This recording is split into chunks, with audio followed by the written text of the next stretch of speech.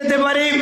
আমাদের আমির জামাত গত পরশুদিন ঘোষণা করেছেন আমরা দুর্নীতির বিরুদ্ধে জিরো টলারেন্স প্রদর্শন করতে চাই।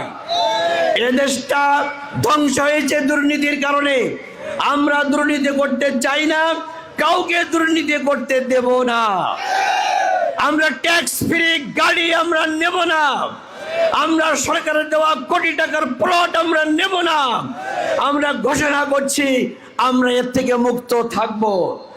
ভাইরা আমার, যারা যুবক আছেন আমাদের এখানে, গ্রাজুয়েশন ডিগ্রি শেষ করার পর তাদেরকে চাকরি না পাওয়া পর্যন্ত আমাদের আমির জামাত বলেছেন 5 লক্ষ টাকা তাদেরকে বিনা সুদ মুক্ত ভাতা প্রদান করা হবে।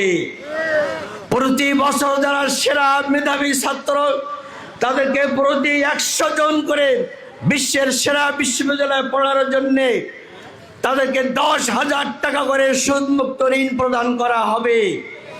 60 বছরের ঊর্ধ্বে এবং 5 বছরের নিচে শিশু যারা আছে তাদের জন্য বিনামূল্যে স্বাস্থ্য চিকিৎসার ব্যবস্থা করা হবে। 64টি জেলায় বিশেষায়িত হাসপাতাল স্থাপন করা হবে। সেই সাথে আমরা ঘোষণা করছি শ্যামনগরের 12টি ইউনিয়নে মিনি হাসপাতাল ঘোষণা করে স্বাস্থ্য সেবা নিশ্চিত করা হবে। সেই সঙ্গে আমাদের যাতায়াত ব্যবস্থার আমূল পরিবর্তন করে সারা শ্যামনগরকে একটি নেটওয়ার্কের মধ্যে আনা হবে। স্কুল, কলেজ, মাদ্রাসা, মসজিদ, মন্দির সহ যত অবকাঠামো দুর্বল অবস্থায় আছে সেগুলিকে আমরা উন্নত অবস্থায় নিয়ে যাওয়ার চেষ্টা করব ইনশাআল্লাহ। ক্ষুদ্র ব্যবসায়ীদেরকে বিনা সুদে ঋণ দেওয়া হবে, কৃষকদেরকে বিনা সুদে ঋণ দেওয়া হবে। ভাইরা আমার, আমরা চাই এমনি একটি শোষণমুক্ত সমাজ ব্যবস্থা। আমরা যত রকমের দুর্নীতি থেকে মুক্ত হয়ে সকল জনগণকে একই কাতারে নিয়ে আসতে চাই।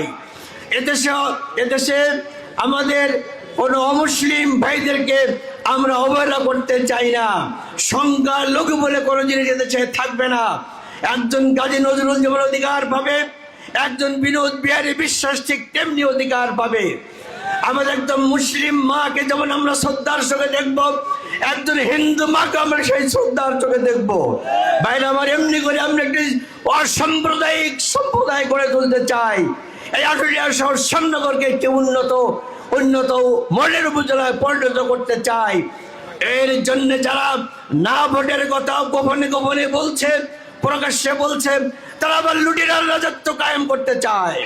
যারা না ভোটের কথা বলছে তারা আবার এদেশকে গুম এবং খুনের রাজনীতিতে পরিণত করতে চায়।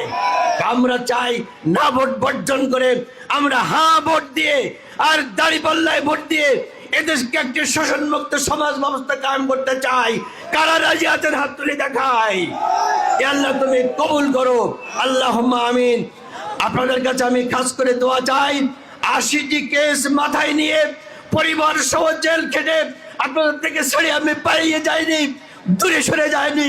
আপনাদের সাথে মিশে বানবাসী এলাকার সহ আপনাদের সকল কার্যক্রমে সহযোগিতা করেছি।